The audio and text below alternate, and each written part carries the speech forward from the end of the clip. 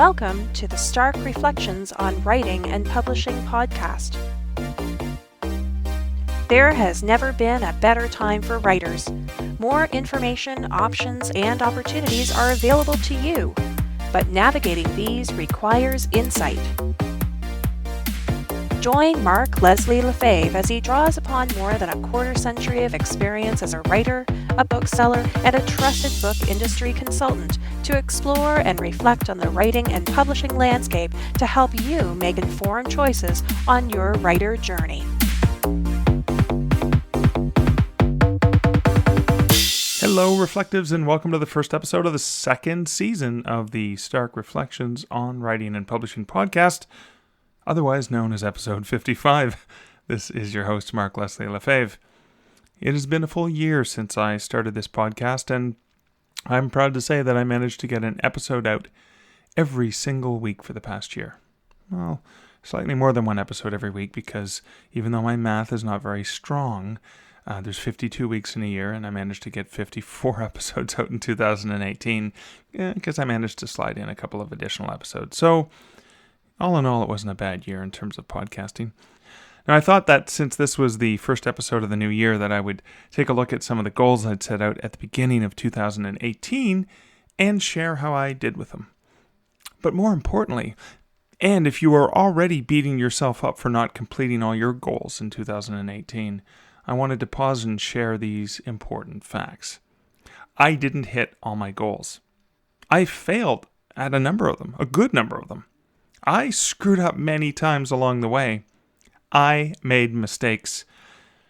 I also adapted several of the goals that I'd set as I went along, and I inserted new goals mid-year. That can happen. It will happen. It's how you deal with the changes and the challenges and the frustrations that come along that make the difference between seeing it as a complete failure or seeing it as an ongoing work in progress where you're getting better every single day. But I'm getting ahead of myself, because before doing a bit of a retrospective on the goals of the past year, I wanted to quickly share a word about this episode's sponsor. This episode is sponsored by Findaway Voices. Findaway Voices exists to provide a voice for the indie author, and by voice, I mean control. As an indie author or as a small publisher, you can easily use Findaway Voices to find a professional narrator, take advantage of Findaway Voices' controlled project management of the process for creating a professional audiobook that you control the price of at most retail and library channels, and you can use them to distribute to the world's largest audiobook distribution network. With so many great new options or features added by Findaway in the past year, including distribution to Storytel, improved margin revenue at Apple Audiobooks, the Authors Direct platform for selling your audiobooks on your own website, and so much more. There's plenty to explore with Findaway Voices, and you can check them out at starkreflections.ca/Findaway. Okay, as mentioned, let's start off with taking a look at some of the goals that I'd set for 2018 early last year. Number 1, write a non-fiction book called Indie Publishing Insider Secrets.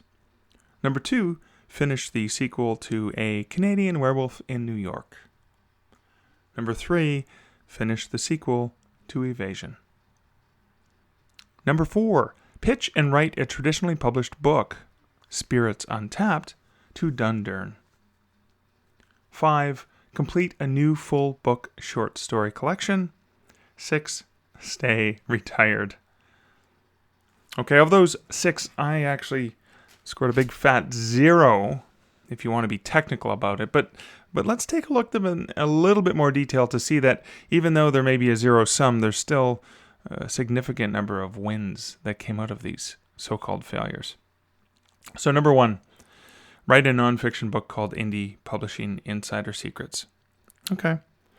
So technically, I didn't actually do that. I didn't write that book. I worked on that book, and I put a lot of work into that book, but I still haven't finished that book. You see, in the throes of the writing of the book, and just kind of that critical moment when I was trying to finish it, I ended up turning 2 of the chapters from that book into something else that took on a life of their own. It turned them into their own separate books. One chapter that was about 17,000 words became the book, The 7 P's of Publishing Success. And another chapter that was clocking in at around 40,000 words became the book, Killing It on Kobo. So even though that goal was not achieved, I think something bigger and better was.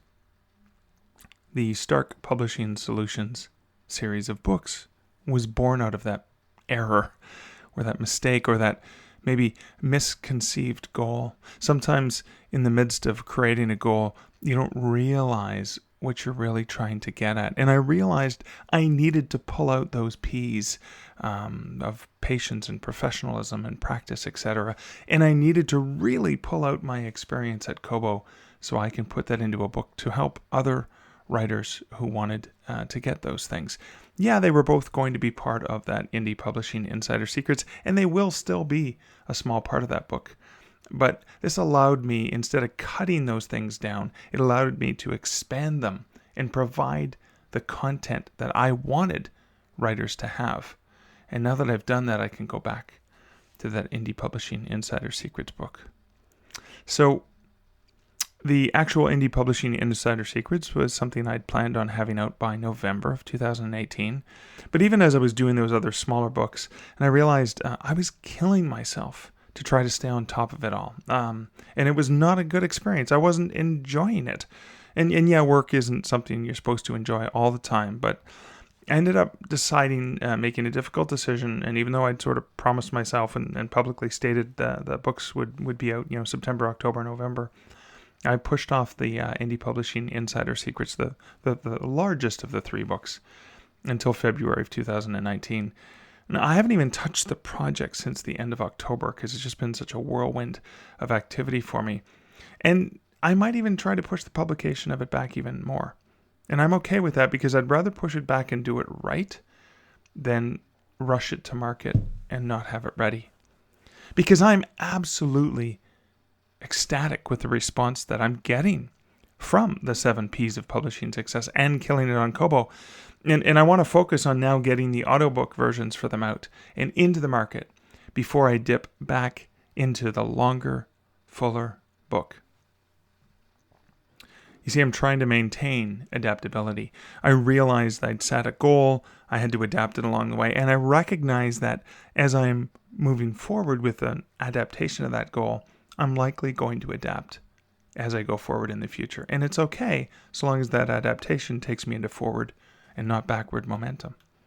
Now, as for goals 2 and 3, finishing the sequels to A Canadian Werewolf in New York and Evasion. Now, these, ironically, among the advice I give authors consistently is, writing books in a series works really, really well. And I don't have any fiction series, except I've got the beginnings. I've got 3 first novels with sequels set up and universes set up for them, but no actual sequels. Sigh. One of the challenges with working on the sequels to Canadian Werewolf in New York and Evasion, 2 different universes and 2 different characters, is they both involve a significant amount of immersing myself in the worlds and the characters in order to live, feel, and breathe them. I mean, anytime I go to work on one of them, I usually have to spend a full day, going back and reading the initial book and reading some of my notes and the rough early first draft attempts, or the first 50,000 so words that I have for each of those books, as well as the many, many notes that are included in there.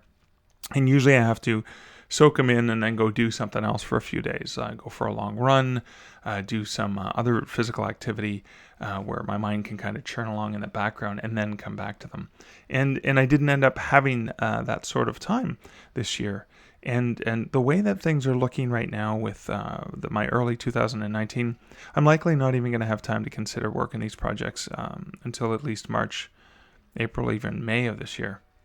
Hell, given that I'm going to be in LA again in May of 2019, I need to be there for a Science Fiction Writers Association Nebula Awards conference. That might be the optimum time for me to plan on spending an extra couple of days in Los Angeles.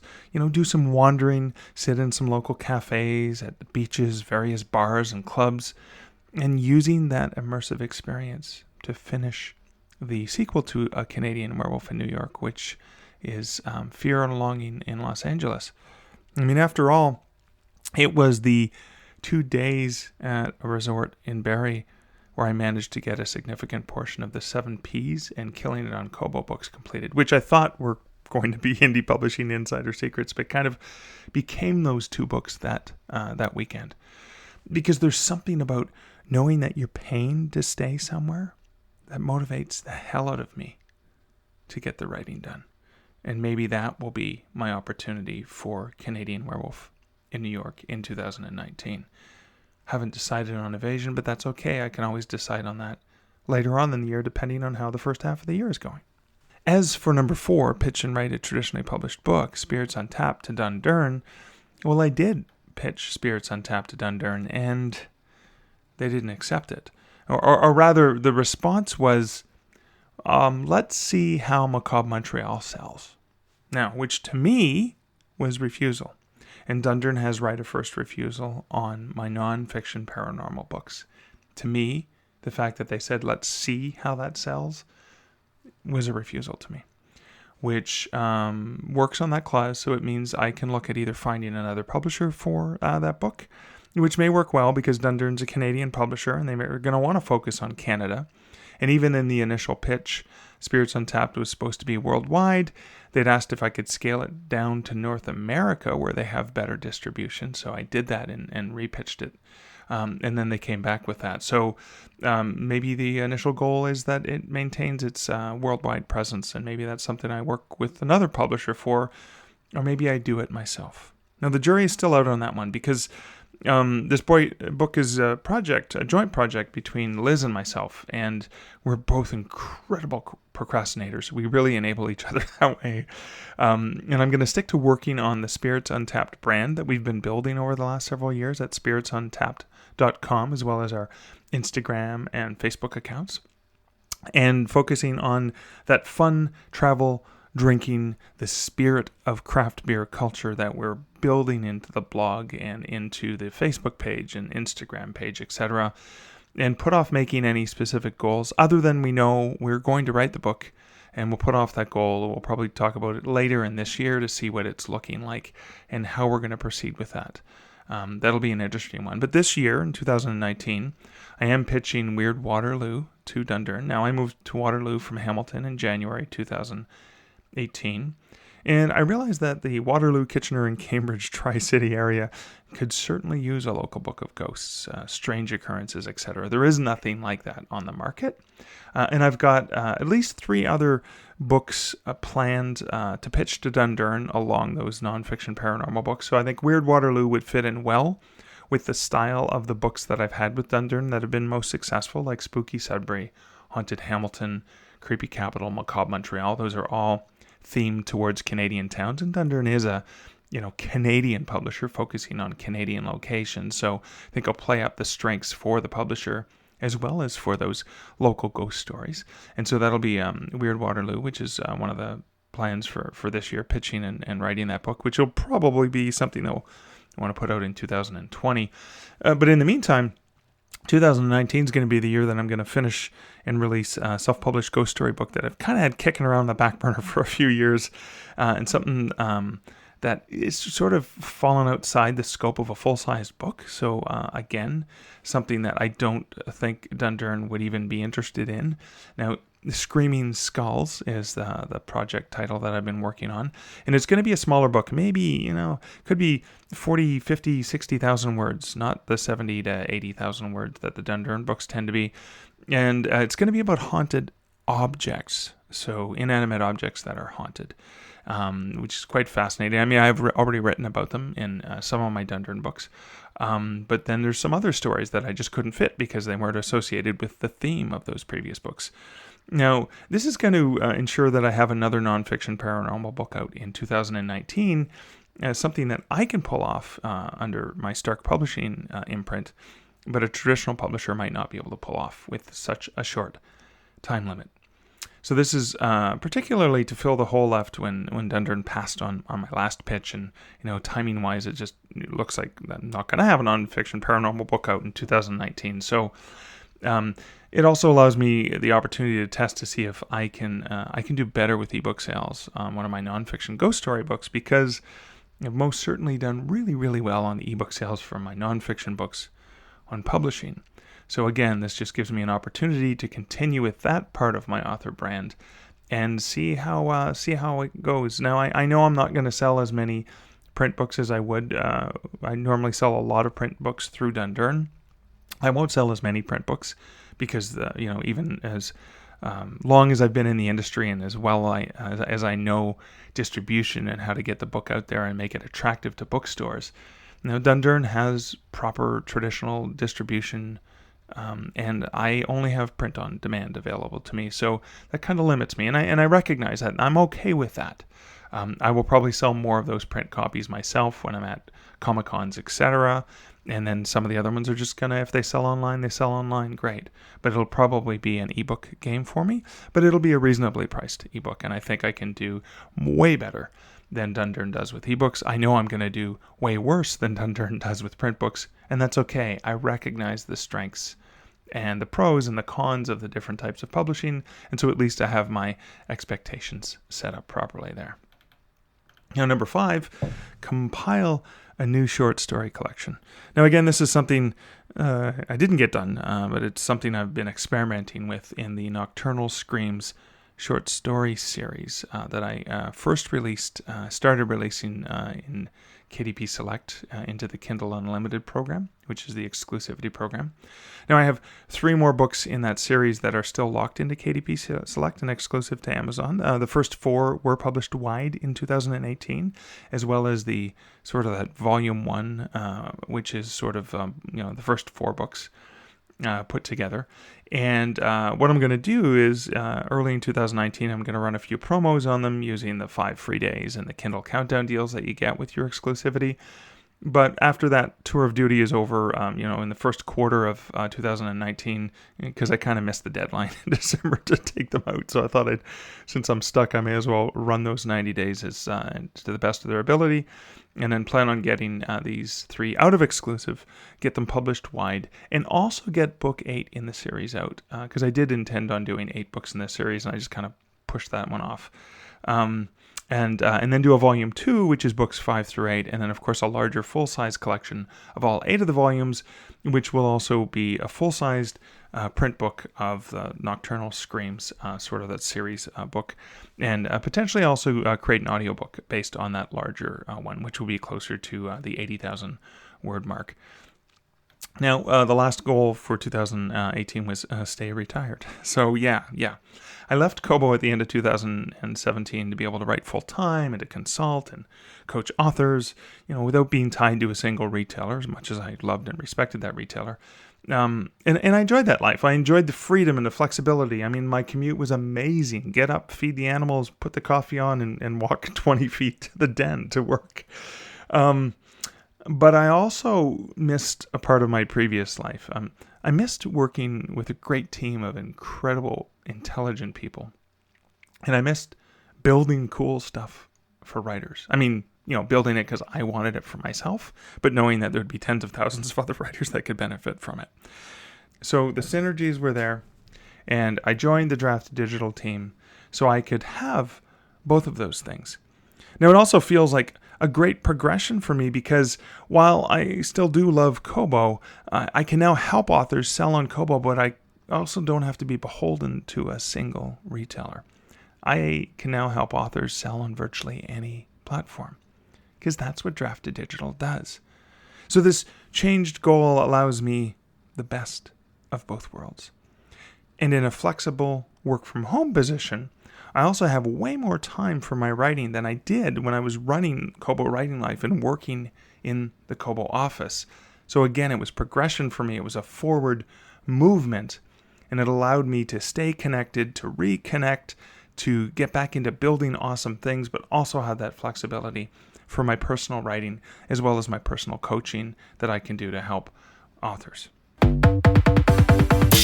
Now, let's take a quick look at the goals that I've set out for 2019. Now, first, I'm just going to outline them here. Number 1, audiobook for 7 P's of publishing success. 2, audiobook for killing it on Kobo. 3, the release of an ebook/print and audio for indie publishing insider secrets. So I finally complete that task. Number 4, audiobook for Canadian Werewolf in New York. And I'm going to pause to leave just a quick note on the audiobook for Canadian Werewolf in New York. Now, this is a leftover goal from 2017. I set this up on ACX. I'd selected a really awesome narrator, loved his stuff, and then he went missing in action. And I still haven't had the audio completed for Canadian Werewolf. I still haven't heard back from him. He'd been working on it via ACX. He kind of went away, and I tried a few times to reach him in 2018. He's done a lot of work, and I do want to actually pay him when he finishes the work. So I do want to give him the chance to finish it because I really do like his voice. But if he doesn't come back, I'm going to have to move on and put that as a project up through Findaway Voices and actually get the damn thing done. Because, come on, it's 2 years. It's ridiculous. And it's a full-size novel, and I think it deserves to be out in audio. Now, I also did secure the audiobook rights back for my novel I, Death, back from Edge Publishing.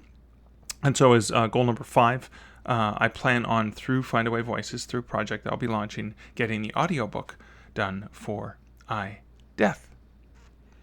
Number 6, I'm going to plan on releasing the audiobook for One Hand Screaming story collection. I'm going to do this in an interesting way because I already have some of the stories that appear in there. I already have some audio for that.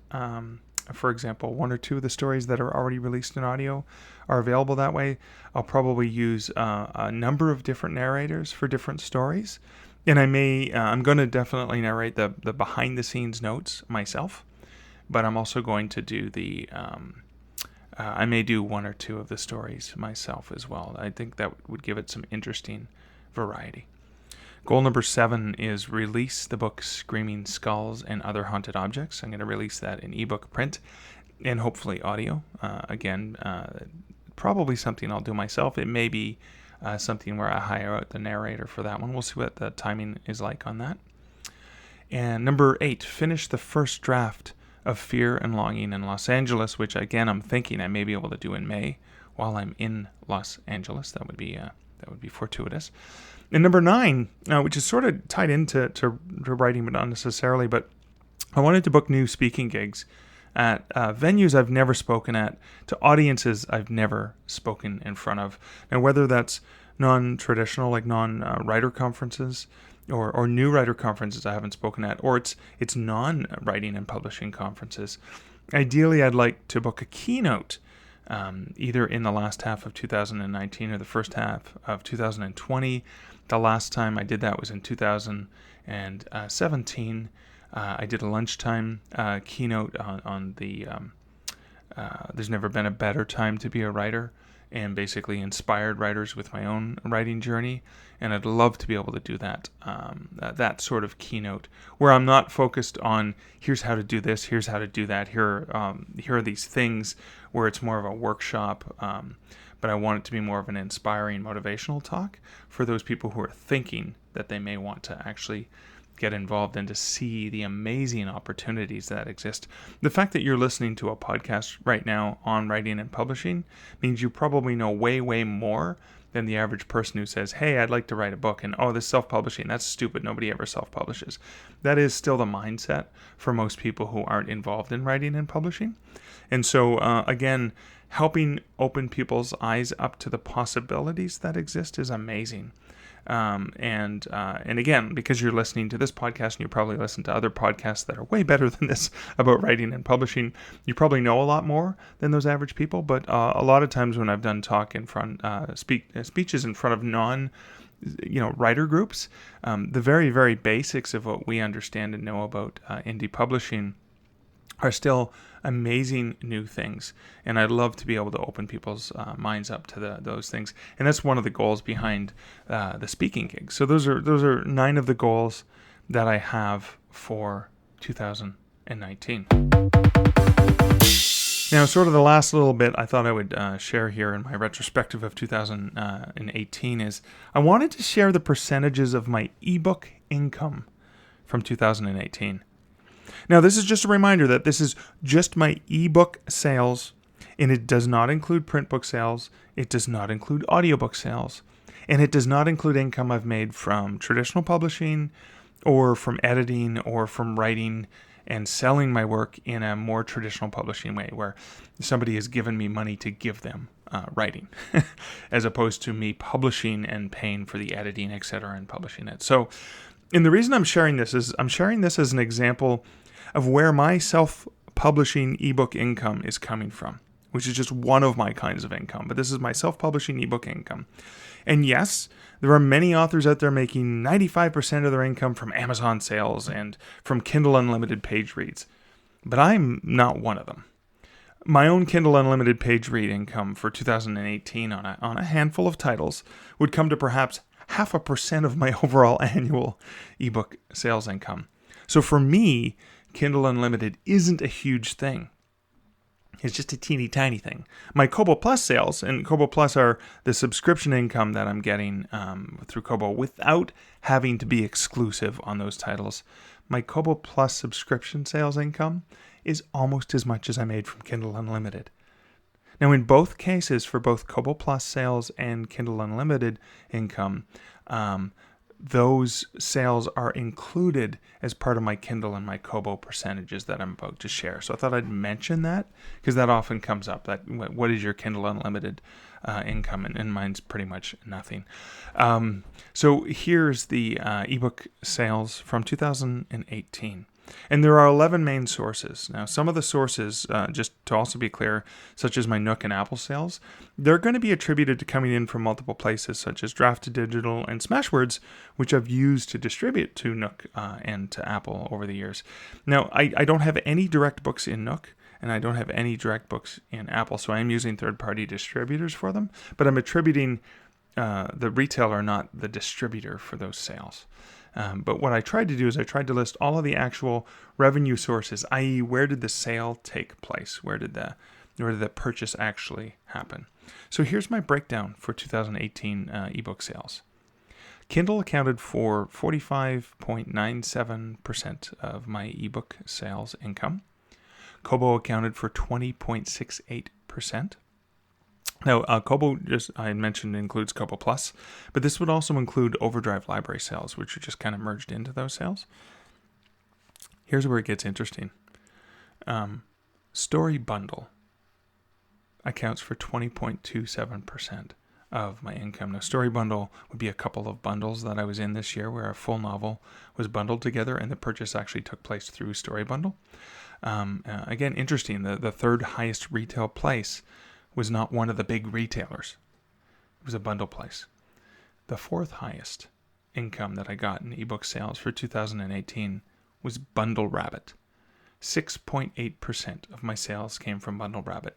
Now, interestingly, and I didn't break this off because Bundle Rabbit is a combination of sales on Kindle, Kobo, Apple, Nook, and direct Bundle Rabbit sales. What I find most fascinating about Bundle Rabbit is that this is pretty much, for me, mostly short story bundles.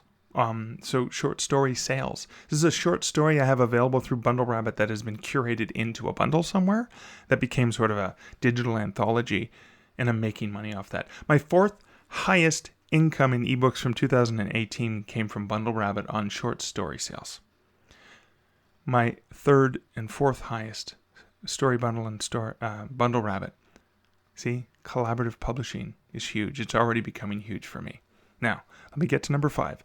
My fifth highest place for ebook sales was Apple at 3.25%. Then Nook at 2.3%. Then direct sales, yes, direct sales off my website, which were 0.3%. Then Google Play Store, 0.21%. Then Tolino, 0.06%. Yes, Tolino's there. Tolino, which is owned by Kobo, but sold separately and sold through Draft2Digital. That's how I get my books to Tolino. 0.06%. Again, German market, still making, they're on the radar. They're in my top 10. And then Smashwords, 0.04%. That's direct sales off of Smashwords, not Smashwords distributing to other places. But again, recognition that having books on Smashwords for sale is important, even if you're using another aggregator. I don't know, like Draft to Digital, for example, to get to the larger retailers. You can still make money using Smashwords. And then Scribd. So Scribd was 0.12% of my sales. Actually, in Scribd, ended up, I didn't resort that on the list. I realized that now that I'm looking at it, Scribd actually comes right after Google and prior to Tolino on the list. So that's the 11 main sources of my ebook self-published income. Doesn't count ebook sales from traditional publishing, which is pretty much minimal, and it doesn't count print and audio sales. But that's just my ebook sales. So a few interesting takeaways from that. So Amazon is less than half of my ebook income. Yes, it's the highest, at about 46%, as opposed to Kobo at 21%. But it's not the one and sole retailer that I'm dependent on, and I feel really, really good about that. And again, I'd love to bring it down to 40% and spread out my income from the other sources. I'd love to bring up Apple and Nook, for example, and Google as the other 3 major retailers. I'm already doing quite well on Kobo. But 54% of my ebook income is not coming from Amazon. So if Amazon does something to screw things up for me, or I screw things up at Amazon and I can't use them anymore, that's a big chunk of change for me, but not all of it. And again, because this is just ebook sales that are self-published, this is still a percentage of my income as a writer. So in other sort of interesting takes on that, on Kobo, I had sales and downloads in 57 different countries. And I love the fact that you can easily take a look at that and see where those things are coming from. And just a couple thoughts via some Twitter callouts. So I'd posted a question on Twitter about, I was doing this episode and what were people thinking about. And Tommy Ray, who you may remember from a few episodes back on the podcast, he said the continuation, what he's thinking about was the continuation of gaining wisdom, knowledge, as well as understanding and marketing to push forward, letting the world know about your book, especially in our saturated times. Great thoughts, Tommy. Appreciate that. And Vania Margine Rialt, I hope I pronounced your name properly, Vania, has said, this is more of an observation, but it's discouraging to hear that to have any kind of traction, an author needs such a large backlist. 15 to 20 books is the last figure I heard. How can we keep faith and make it in this industry? It's a great question, a great thought, Vania. And my thoughts on that are, we keep faith because we're writers and we're not in this to make a quick buck. We're in this because we believe in story. We believe in narrative. We believe in, whether it's fiction or nonfiction, we believe in communicating with words to other people. And we believe in the power of what happens when that author and that reader get together, whether it's through printed words or digital words or audio. We believe in that so strongly, and that is what motivates us in the long term. And we're not in this just to write one book and become rich off this. We're in this because we believe in that long-term goal. And I know it's challenging, and I know it's frustrating, but if writing is something that you truly enjoy, if writing is something that you want to continue to do, that's actually, in my mind, a positive thing. That it means that those writers who are committed to story, to craft, to building that up for their readers, to providing content and ongoing content for the readers. And I'm not talking about exhaustive content, because it doesn't say, 15 to 20 books this year. It just means that total backlist of having lots of material so that when somebody discovers your writing, they have many things to go back and enjoy, and that you can use that. So, that I can have published my first full book in 2004 and I can still make money off that. People can still discover that book as if it were new in 2019. And that's really amazing. So you can continue to work on the things that motivate and inspire you. You can continue to write the stories that are important to you, and that part of that joy, part of that magic, part of that experience is that just continues to add to that backlist. So yeah, it's kind of a frustrating and exhausting thing to look at when you're standing there looking at the bottom of the mountain. But when you're halfway up the mountain, or when you've ascended 3/4 of the way and you look back down at all that work that you've done and all the raters you've accumulated along the way, that can actually be a positive thing. So again, trying to spin that into a positive thing, but I certainly get that observation, and I appreciate you and Tommy for sharing those things on Twitter. Any other comments? If you're listening to this and you just feel like I've got a comment, you can @ me at Mark Leslie on Twitter if you don't want to leave comments in the show notes. So just a few final things. Here are the things I didn't do well. Again, not to be negative, but I didn't write more. I didn't get any novels written in this past year, though I did write some short fiction, and I did end up writing 2 books instead of 1, with a 3rd book about half done. I also didn't make any movement on my larger novel-sized fiction projects, so those sequels that I talked about earlier. I also had to completely abandon a writing project that I'd intended to be a part of, a shared world project. I had to completely abandon that this year, and I feel frustrated that I let some friends down on that. But I didn't have the time. I wasn't able to get it done, or I wasn't able to prioritize that. I should say that because we make time for the things that we have to make time for, and we can make excuses, but I really don't have a good excuse other than I obviously didn't prioritize that among the other priorities that I had to work with. Not that I don't adore these friends and want to work with them, but it just happened that way. I also didn't do all that well at staying retired. So I couldn't help it, but I think I'm better off for it, and I'm happy to be working with some great people, and I'm looking at the positivity that comes from that. Again, it's a forward momentum thing. And here are the things I did get done in the last year. I published the aforementioned the 2 books on publishing, the 7 P's of Publishing Success and Killing It on Kobo. I actually published 8 other ebooks throughout the course of the year. These are mostly shorter books like the short story collections that I had mentioned, etc. I published a bundle through Bundle Rabbit. I did the Books Gone Bad bundle, where I pulled in a whole bunch of other books, including my active reader. These are basically stories about books, where books were the center of it. I had published a traditionally published book title, so Macabre Montreal, which was co-authored with Shana Krishnasamy from Dundurn. That came out in October. And I did publish an audiobook. I got a single audiobook out this year. So last year, in my first episode, and I've mentioned this a couple times now, but I talked about the importance of making forward momentum. And I think as we look at goals and we look at goals we didn't achieve, there may still have been forward momentum even if you didn't actually achieve the goal, and that's important. Like when you look at NaNoWriMo, National Novel Writing Month, if you didn't get the 50,000 words done, but you got 1,000 words done, those were 1,000 more words than you started with. And you're ahead of where you'd started with. And that's important. Don't focus on the 49,000 words you didn't get. Focus on the 1,000 that you did. I think it's also important, particularly if you're listening to this at any other time than the beginning of a new year, that you remember that every single day of the year is a new day. It's a new year. It's a new 365 days. It doesn't have to be January 1st to December 31st. It can be January 18th to December, I can't do the math, somewhere in the middle of December. But you don't need to wait until January 1st to set your new goals. You don't need to wait until the end of the year to review your previous goals. It's dynamic. You can set goals at any time. You can work on them at any time. You can measure them at any time. And you can change them at any time too.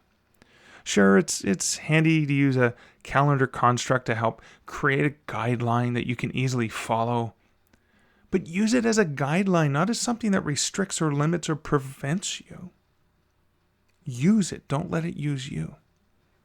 Now, one of the reasons that I shared the percentages of where I made my ebook sales in 2018 and why I shared my goals and even the failures and the goals I set and didn't make and the ones I missed and the frustration and the modifications I made along the way is so that when you're struggling with your own goals, you can see that despite the way we make it look on the outside world, the things that I'm posting to Facebook and the happy, shiny people and all the things that I'm posting to social media, all those things that we make it look to the outside world, our lives, our goals, our writing plans, they're actually all filled with turmoil. They're all filled with insecurity. They're filled with angst. They're filled with frustration, and they're filled with doubt. But then we paint this best face forward picture for the rest of the world. So if you were feeling like you were the only one, perhaps listening to this has assured you that you are not the only one. You can see that I'm just as messed up, that I'm not hitting the goals, that I'm changing things along the way. You see, we're all struggling with our goals. We're all struggling with time management. We're all struggling with the fact that we have to kill 1,000 good ideas every week, if only so we can just invest the time and the effort into the priorities of those half dozen ones that we know we're going to have time to implement. We all struggle with those types of things. Creative people struggle with that all the time. I hope you see that as pretty a picture as I like to present for myself. That my writing life is a messy work in progress. And it's not always pretty when you dig into the details. I wanted to dig into that. I wanted to show you the things that I didn't do so well. And yet, even though I didn't do them so well, or even though I didn't do them according to plan, I still did quite well. I still received some great feedback from people who've enjoyed some of the things that I have released. Both the fiction projects, the nonfiction ghost story projects, as well as the books on writing and publishing. It wasn't always pretty behind the scenes, and it may look pretty to you from the outside, but I wanted you to see a bit of that mess. And I did that because I wanted you to cut yourself some slack. And whether you're listening to this near the beginning of the new year, or perhaps halfway through the year, it doesn't matter, because today is the first day of the rest of your life. And you can decide the priorities from this day forward, no matter what goals you hit, no matter what goals you missed, no matter what things you've left behind along the way or forgotten about or neglected to do, or what new things you've added into your focus. You don't have to do it specifically at the beginning of the year and the end of the year. You can do it at any time of the year. Just need to remember the importance of a little bit of forward momentum, a little bit of belief in yourself. And remember that you're not the only one. There are other people like you that will understand you, because when you hear my frustration and the things that I missed, you're probably saying, "It's okay, Mark. I've done that too." Know that I'm in the background, maybe whispering in your ear, "It's okay. I've done that too. You go ahead. You can do this. You've got this, because I understand. I know what it's like. I'm a creative. I'm a reflective just like you." Well, that's it for episode 55 of the Stark Reflections podcast.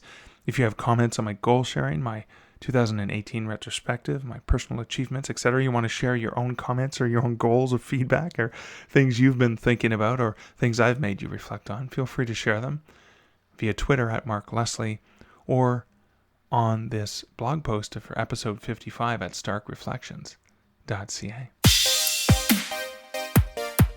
Thank you for listening to the Stark Reflections podcast. You can find show notes for each episode at starkreflections.ca.